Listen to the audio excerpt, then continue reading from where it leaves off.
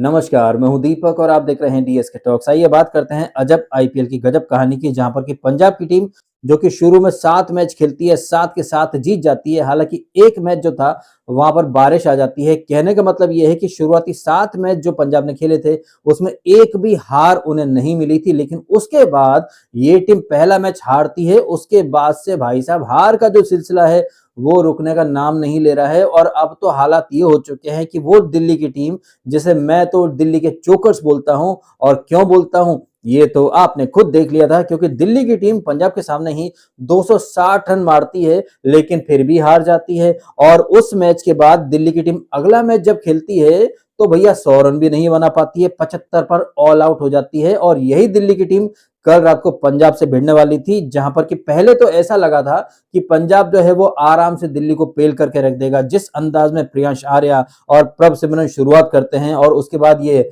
सरपंच साहब यानी कि श्रेयस अय्यर ये आते हैं, कंबल कुटाई करते हैं और पंजाब को आराम से 210 रन तक पहुंचा देते हैं। हालांकि यहां पर यह भी कहना चाहूंगा मैं कि जिस अंदाज में पंजाब ने शुरुआत करी थी उसे देख करके लग रहा था कि ये टीम आराम से 230 240 तक पहुंच ही जाएगी, लेकिन दिल्ली वाले बाद में कमबैक करते हैं और वो पंजाब की टीम जो कि लग रहा था कि 250 के आसपास पहुंचेगी, 210 रन पर ही इनकी गाड़ी रुक जाती है। लेकिन फिर हमने देखा कि 210 रन का टारगेट चेज करने के लिए जब दिल्ली की टीम उतरती है तो शुरुआत में ही ये लोग लड़खड़ा जाते हैं, जिसमें केएल राहुल, अभिषेक पोरेल, वो साहिल करके एक नया खिलाड़ी है, वो इनके विकेट गिर जाते हैं। और फिर बाद में कप्तान अक्षर पटेल जो कि पूरे सीजन में फ्लॉप रहा है, कल पता नहीं कौन सी संजीवनी बूटी वो चाट करके आता है और मैच विनिंग परफॉर्मेंस देता है। हालांकि इसी दौरान अक्षर पटेल जो है वो खामखा में ट्रिस्टन स्टब्स को रन आउट करवा देता है। कहने का मतलब यह है कि 5 विकेट गिर चुके थे, आपका टॉप ऑर्डर जो है वो पूरी तरह से कोलैप्स कर चुका था। और इस कंडीशन से या फिर इस परिस्थिति से किसी ने भी सोचा नहीं होगा कि दिल्ली की टीम जो है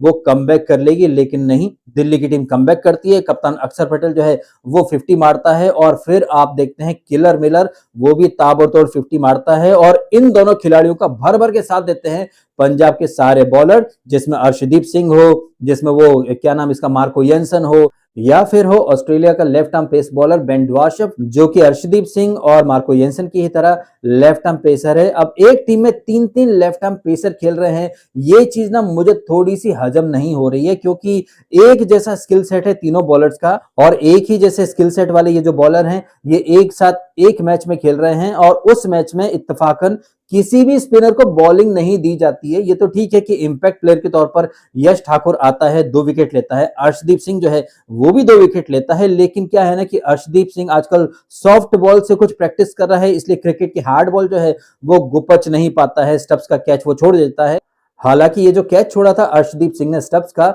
स्टब्स जो है इस लाइफलाइन का फायदा उठा नहीं पाता है, क्योंकि दिल्ली का कप्तान अक्षर पटेल वो खुद ही स्टब्स को रन आउट करवा देता है। खैर मुद्दे की बात यह है कि एक ही स्किल सेट के 3 बॉलर जो है वो आपने खिलाए और इसका फायदा जो है वो दिल्ली वालों को मिल गया, क्योंकि जो एंगल बन रहा था आपने देखा, पहले वो अभिषेक पोरेल, फिर अक्षर पटेल, फिर डेविड मिलर, 3 लेफ्टी खेल रहे हैं और ये जो लेफ्ट आर्म पेस बॉलर है ये जिस एंगल से बॉल डाल रहे थे वहां से रन मेकिंग बहुत आसान हो गई थी। आपने देखा या तो बॉलें वाइड जा रही थी या फिर अक्षर या मिलर के कमर पर या फिर उनके पैरों पर वो बॉल टप्पा खा रही थी। और ये जो बल्लेबाज थे अक्षर पटेल या डेविड मिलर, इन लोगों को सिर्फ बैट से बॉल को टच करना था या फिर हल्का सा डायरेक्शन देना था और ये काम इन लोगों ने कितनी बखूबी करा ये तो आपने देख ही लिया। तो यहाँ पर एक चीज जो मैं आपके सामने रख रहा हूं वो ये है कि क्या कल पंजाब की टीम हारने के लिए गई थी या फिर हार के लिए खेल रही थी, क्योंकि आपको भूलना नहीं चाहिए कि ये पंजाब की टीम जो कि अभी नंबर 4 पर बैठी है, इनके 13 पॉइंट थे, अगर कल ये लोग जीत जाते तो ये 15 पॉइंट लेकर के आराम से नंबर 1 पर आ जाते, लेकिन नहीं,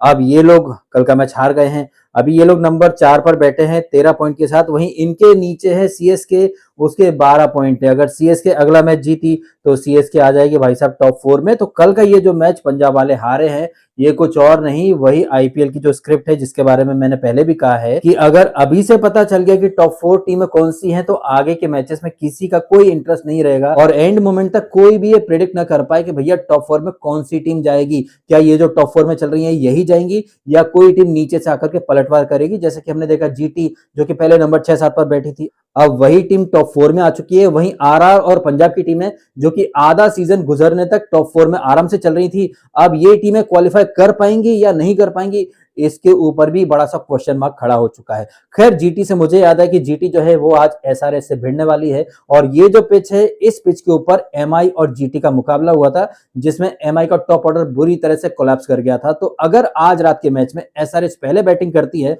तो आप मान करके चलिए रबाडा जो है वो एसआरएच का कबाड़ा करके रख देगा, क्योंकि ट्रिकी पिच होता है तो ऐसे पिचेस पर अभिषेक या फिर ये जो ठुल्ला ट्रेविस हेड है इनके बल्ले सुपर डुपर फ्लॉप हो जाते हैं। और इन्हीं सारी बातों को ध्यान में रख करके आज के मैच का जो मेरा प्रेडिक्शन है वो ये बोलता है कि अगर आज एसआरएच पहले बैटिंग करेगी तो वो लोग हार जाएंगे। और चूंकि जीटी भाई साहब वो तो गुजरात की टीम है और गुजरात में है अहमदाबाद जिसमें कि आईपीएल का फाइनल होने वाला है, तो क्या आपको लग नहीं रहा है कि भाई जीटी को जानबूझ करके पुश किया जा रहा है सो दैट टॉप 2 में आ जाए जीटी और फाइनल में सामने कोई सी भी टीम आए वो जीटी से भिड़े? ऐसी जो स्क्रिप्ट है ना वो धीरे धीरे इंप्लीमेंट हो रही है, ऐसा मुझे लग रहा है। आपको क्या लग रहा है आप भी कमेंट करके अवश्य बताना। और ना सिर्फ इस बारे में बल्कि जिस तरह से पंजाब की टीम जो कि एक टाइम पर लग रहा था आराम से 240 250 बना लेगी, लेकिन ये लोग 210 पर ही रुक जाते हैं। और फिर जिस तरह से एक ही स्किल सेट के 3 बॉलर एक ही मैच में खिला रहे हो, स्पिनर्स को आपने एक भी ओवर नहीं दिया है, तो ये सारी चीजें देख करके कोई बच्चा भी समझ सकता है कि पंजाब जो है वो जीत के लिए तो बिल्कुल भी नहीं जा रहे थे। सीधी बात, नो बकवास।